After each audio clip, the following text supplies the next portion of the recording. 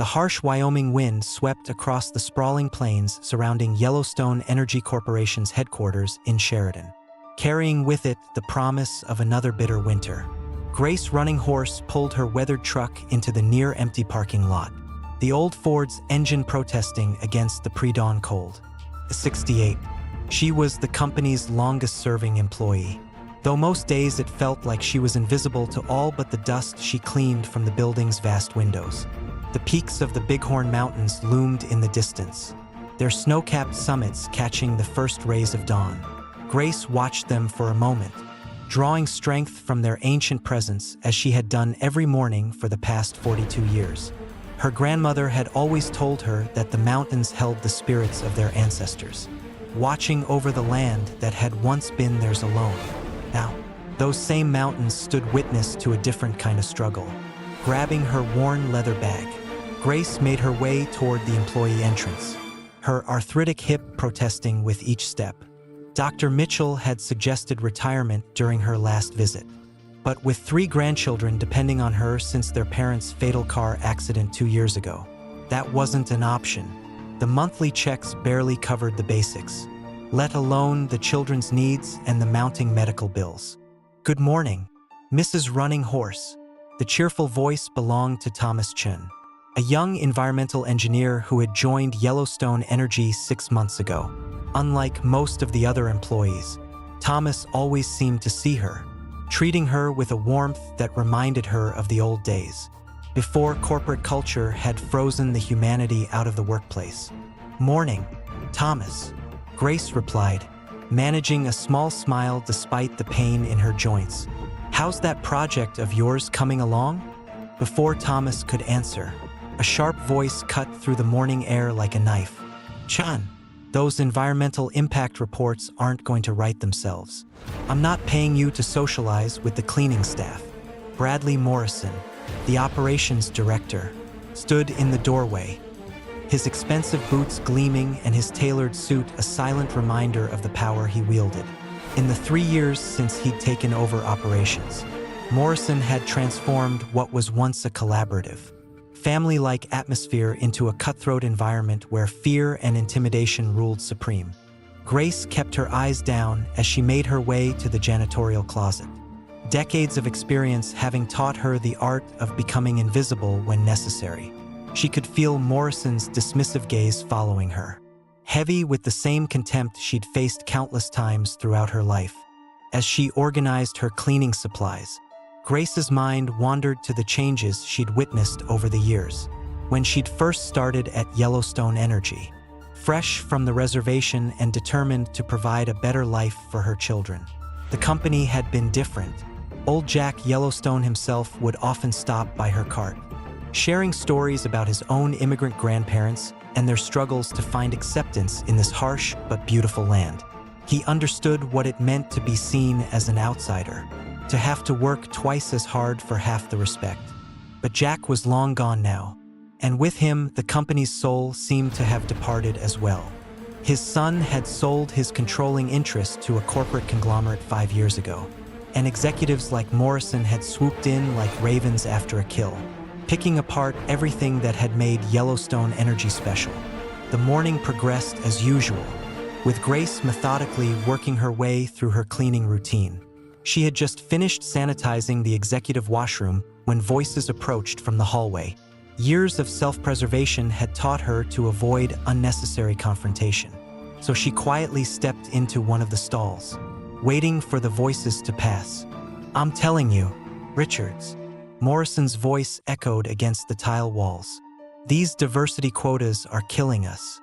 Ever since corporate started pushing this inclusion nonsense, our productivity metrics have gone straight to hell. You know what the real problem is? It's people like that old Indian woman shuffling around with her mop. They've got no drive, no understanding of modern business practices." Grace's hands tightened around the mop handle, her knuckles white with tension. In the stall next to her, she heard someone shift uncomfortably. "Back in my father's day," Morrison continued, his voice dripping with contempt, "people knew their place. Now we've got to treat them like they're special. Give them all sorts of accommodations. Did you know she takes time off for tribal ceremonies? Right in the middle of our busiest season. Sir. A quiet voice responded, Thomas Chen's voice. Grace realized with a start, Mrs. Running Horse has been with the company for over 4 decades. Her performance records show. That's exactly the problem. Morrison cut him off. She's a relic, Chen. A living reminder of everything holding this company back. You know what I heard? Her grandchildren are living with her because their parents were too drunk to take care of them. Typical reservation trash. Grace felt her chest constrict, tears burning behind her eyes. The cruel words about her daughter and son-in-law, who had died trying to avoid a drunk driver on their way home from a school function, cut deeper than any previous insult. I've got plans to clean house, Morrison continued, his voice dropping to a conspiratorial whisper. Starting with our resident squaw. Just need to document enough performance issues, and we can finally drag this company into the modern era. No more handouts, no more special treatment. The bathroom door swung shut with a heavy thud, leaving Grace alone with her thoughts and whoever occupied the other stall. She heard them leave quietly, without a word, their footsteps hurried and uncertain. Later, she would learn it had been Thomas who witnessed everything, his silence in that moment becoming a weight he would carry for weeks to come. That evening, as Grace drove home along empty roads that cut through vast ranches and wild prairie, the weight of Morrison's words pressed down on her like the dark clouds gathering over the bighorns. Her grandchildren Sarah, Michael, and little Joseph were waiting at Mrs. Martinez's house next door, their faces lighting up when they saw her battered truck pull into the driveway. Grandmother, Sarah, the eldest at 12, ran to meet her, her dark braids flying behind her. I got an A on my history test, and I told the class about our traditions during Cultural Heritage Day. Grace hugged her granddaughter close, breathing in the sweet smell of her hair and trying to push away the dark thoughts that had followed her home. Inside their modest house, decorated with traditional beadwork and family photos, Grace watched her grandchildren do their homework at the kitchen table.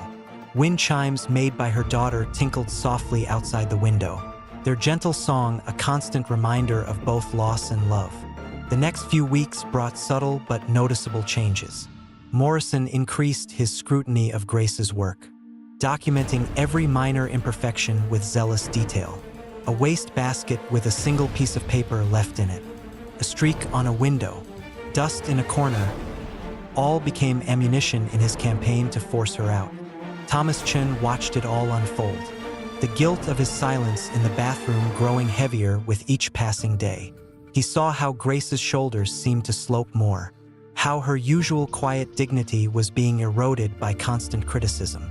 But fear for his own position, and the crushing student loans that hung over his head, kept him from speaking up. Everything changed on a bitter cold morning in late October. Grace had been feeling lightheaded all day. The stress and extra work Morrison had been piling on taking their toll. As she cleaned the floor-to-ceiling windows in the executive conference room, the world suddenly began to spin. The last thing she saw before everything went black was her reflection in the glass, superimposed over the vast Wyoming landscape beyond. Mrs. Running Horse? Can you hear me? Thomas's voice seemed to come from far away. She opened her eyes to find herself on the floor, surrounded by concerned faces, all except Morrison, who stood at the edge of the crowd, his arms crossed and his expression thunderous. "This is exactly what I'm talking about," he announced loudly. "We can't have liability risks like this.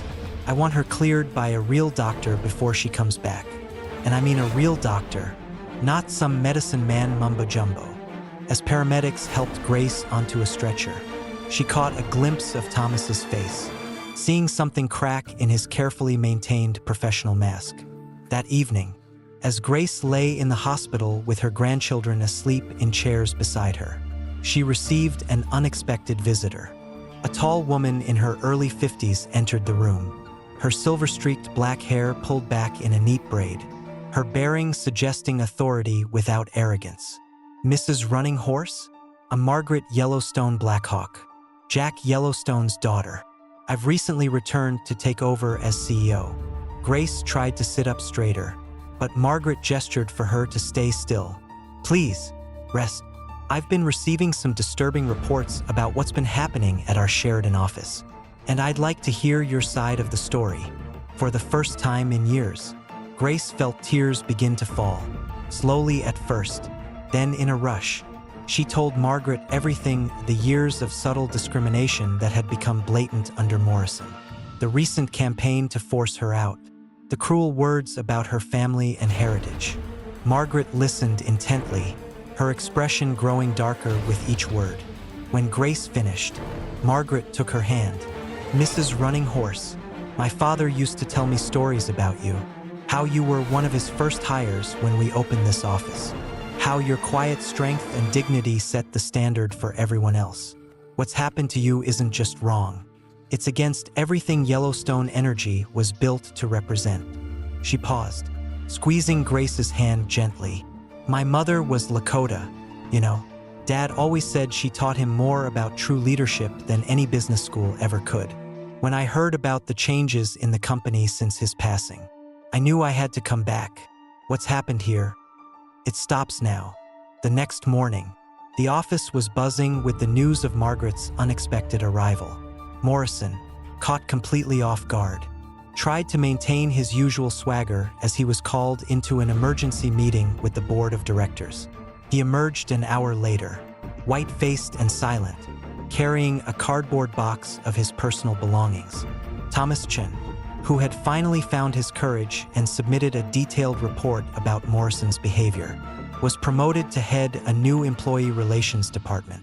His first task was to implement comprehensive cultural sensitivity training and establish clear protocols for reporting discrimination. Grace returned to work 2 weeks later to find the office transformed. Margaret had made it her personal mission to restore the company's original values of respect, community, and inclusion. The generic corporate art in the lobby was replaced with powerful photographs and paintings by Native American artists, depicting both traditional life and contemporary indigenous experiences. But the most significant change came in the form of a new position created specifically for Grace.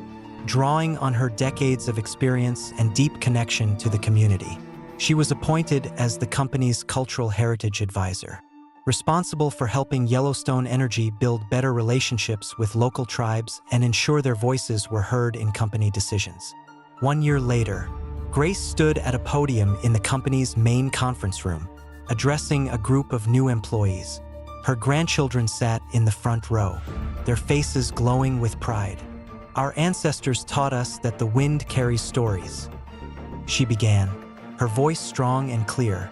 Here in Wyoming, the wind never stops blowing, and neither does the need for understanding and respect. Each of us has the power to speak up, to stand against injustice, to make change happen. Sometimes it takes a storm to clear the air, but what matters is what we build after the storm passes. Thomas, sitting next to Margaret in the audience, felt his eyes grow moist. He thought about how close they had come to losing everything that made Yellowstone Energy special. How one person's courage, whether it was Grace's dignity in the face of abuse, Margaret's determination to right a wrong, or his own belated but important decision to speak up, could ripple out to touch countless lives. Grace's influence extended far beyond the company walls. Under her guidance, Yellowstone Energy established scholarship programs for Native American students, partnered with reservation schools to provide STEM education resources, and implemented hiring practices that actively sought to create opportunities for Indigenous workers at all levels of the company. The transformation didn't go unnoticed in the industry. Other energy companies began to take notice, some reaching out to learn from Yellowstone's example. Grace found herself invited to speak at industry conferences, sharing her story and the importance of creating truly inclusive workplaces. Sarah, Grace's eldest granddaughter, flourished in the new environment. She began spending time at the office after school, learning about both the energy industry and corporate leadership from Margaret, who saw in her the same quiet strength she remembered in her own mother. You know, Mrs. Running Horse, Thomas said one afternoon, as they shared coffee in the break room. "You've taught us all so much more than just cultural sensitivity. You've shown us what real strength looks like." Grace smiled, thinking of all the changes she'd witnessed over the years. The strongest trees bend with the wind. Thomas, they don't break because they know how to adapt while keeping their roots strong. That's what we're doing here, helping this company remember its roots while growing in new directions. As she drove home that evening, Grace paused at the overlook above town, watching the sunset behind the Bighorn Mountains. The wind chimes at home still sang their bittersweet song of remembrance, but now they also sang of hope. Her grandchildren were growing strong and proud, secure in both their heritage and their future. Sarah was talking about studying engineering in college, inspired by the female executives and engineers she'd met at Yellowstone. Michael had joined the youth cultural preservation program Grace had helped establish, learning traditional stories and crafts alongside modern business skills.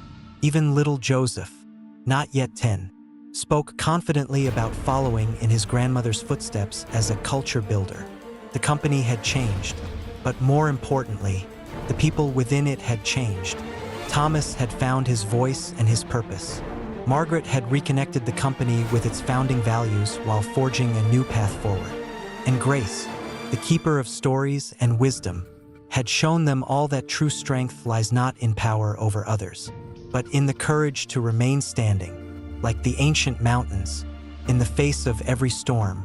"Grandmother," Sarah asked one evening as they sat on their porch, watching thunderclouds gather over the mountains, "are you proud of what you've accomplished?" Grace pulled her granddaughter close, feeling the weight of all that had happened, all that had changed. "I'm proud of what we've all accomplished together, little one. The wind has changed direction, and it carries new stories now. Better stories. Stories about people finding their courage, about respect and understanding. Stories that you'll tell your children someday." The wind picked up, carrying the scent of sage and approaching rain. Grace closed her eyes and smiled, feeling the presence of all those who had come before her, her daughter, her grandmother, countless generations of strong women who had endured and persevered. Their spirit lived on in the changed halls of Yellowstone energy, in the hearts of those who had learned to listen, and in the future her grandchildren would help build. And so, as the first drops of rain began to fall, Grace Running Horse sat surrounded by love and hope, knowing that sometimes the greatest victories come not from changing others, but from remaining true to oneself until the world finally catches up. The wind would continue to tell her story, carrying it across the vast Wyoming landscape, inspiring others to find their own courage to stand against injustice and speak their truth. In the end, it wasn't just about changing a company. It was about honoring the wisdom of the past while building a bridge to a better future, one brave voice at a time. As the storm rolled in over the mountains, Grace thought about all the stories yet to be told, all the changes yet to come. The wind would carry them too, just as it had carried the stories of her ancestors, weaving them into the fabric of this wild and beautiful land. The transformation of Yellowstone Energy became more than just a corporate success story. It became a testament to the power of resilience, dignity, and the courage to stand up for what's right. In boardrooms and break rooms across the country, people began to talk about the company that had rediscovered its soul, guided by the wisdom of a Native American grandmother who had refused to be silenced. Grace's story, and the story of Yellowstone Energy's transformation, became part of a larger narrative about change and redemption in corporate America. It showed that even in the most entrenched systems, positive change was possible when people found the courage to speak up and leaders had the wisdom to listen. As the years passed, Grace watched with pride as her grandchildren grew into strong, confident adults, carrying forward the lessons they had learned about courage, dignity, and the importance of staying true to one's heritage while embracing positive change. The company continued to evolve and grow, its success proving that ethical leadership and cultural sensitivity were not just moral imperatives but good business practices. The wind still blows across Wyoming's vast plains and mountains, carrying with it the echoes of stories both old and new. The saga of Grace Running Horse and Yellowstone Energy became more than just a tale of corporate transformation. It became a beacon of hope, showing that even in the darkest moments, one person's courage could ignite a movement for change that would ripple outward, touching countless lives. As the years rolled on, Yellowstone Energy's influence continued to grow, under Margaret Yellowstone Blackhawk's leadership and Grace's guidance. The company became known not just for its business success, but for its groundbreaking approach to corporate culture and community relations. Other companies began sending representatives to learn from their example, and Grace found herself increasingly in demand as a speaker and consultant. Thomas Chen's Employee Relations Department became a model for the industry, developing innovative programs that bridged cultural gaps and created genuine understanding between different communities. He never forgot that moment of silence in the bathroom stall, using it to remind himself and others that courage often meant speaking up when it would be easier to remain quiet. One crisp autumn morning, 5 years after the confrontation with Morrison, Grace stood before a gathering of corporate leaders from across the country. The conference room at Yellowstone Energy headquarters was packed, every seat filled with executives eager to learn about the company's transformation. "The wind teaches us patience," Grace began, her voice carrying the weight of wisdom earned through years of struggle and triumph.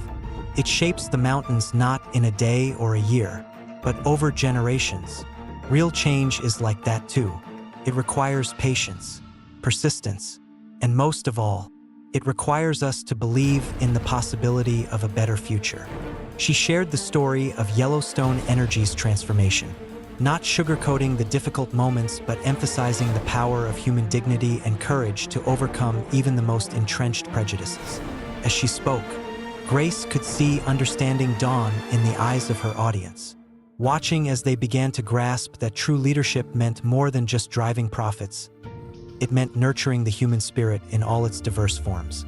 Back in her office later that day, Grace looked at the photos on her wall, her daughter and son-in-law on their wedding day, her grandchildren at various ages, and a new addition, a group photo of the entire Yellowstone Energy staff, standing together in front of the Bighorn Mountains. In that photo, she saw not just colleagues, but a family brought together by shared values and mutual respect. Sarah, now studying environmental engineering in college, often said that her grandmother's story had inspired her to pursue her dreams despite the obstacles she faced. Michael had become involved in youth leadership programs on the reservation, helping other young Native Americans find their voice and their place in the modern world while staying connected to their heritage. And little Joseph, not so little anymore, was showing a keen interest in corporate social responsibility, already talking about how he could continue his grandmother's legacy. The wind chimes still sang their song outside Grace's window, but now they seemed to carry a different melody, one of triumph, hope, and the endless possibility of positive change. The company had become a living testament to the power of cultural wisdom combined with modern business practices, proving that success didn't require sacrificing one's values or heritage. As Grace prepared to leave the office that evening, she paused at the window, looking out over the landscape she had known all her life. The mountains stood as they always had, ancient and unchanging, while the prairie grass danced in the eternal Wyoming wind.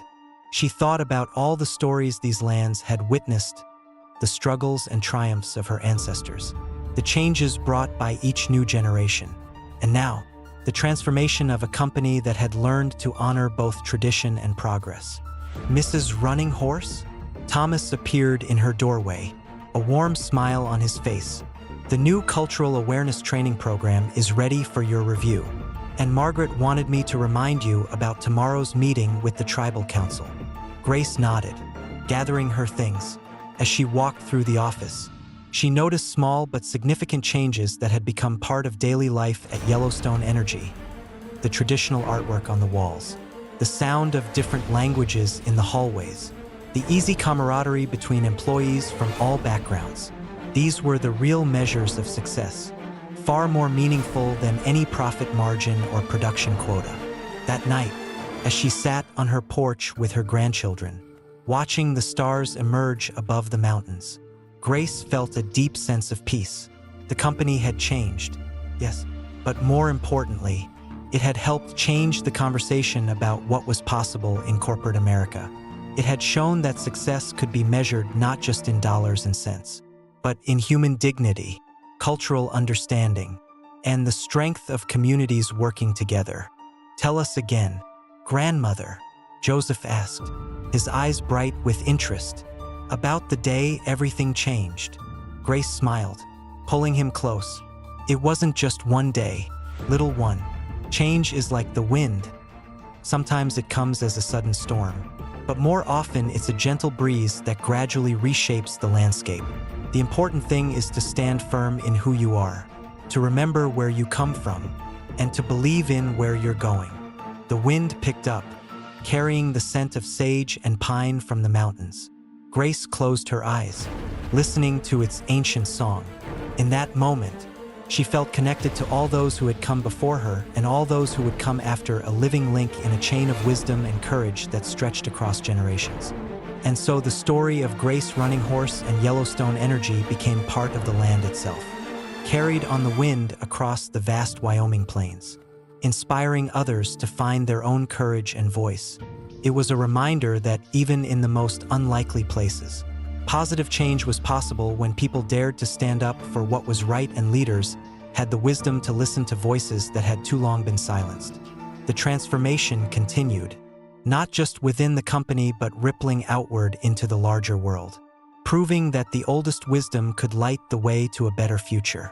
And through it all, the wind kept blowing, carrying the stories of courage, dignity, and hope across the ancient mountains and endless prairies of Wyoming, whispering to all who would listen that change was possible, that justice could prevail, and that every voice deserved to be heard. In the years that followed, Yellowstone Energy became more than just a company. It became a symbol of what was possible when traditional wisdom met modern business, when diverse voices were heard and respected, and when people found the courage to stand up for what was right. And at the heart of it all was Grace Running Horse, whose quiet dignity and unwavering spirit had helped transform not just a workplace, but an entire industry's understanding of what true success looked like. The end of one story became the beginning of many others, as new generations carried forward the lessons learned and the wisdom gained. And still the wind blows across Wyoming, carrying with it the eternal promise of change and the enduring power of human dignity.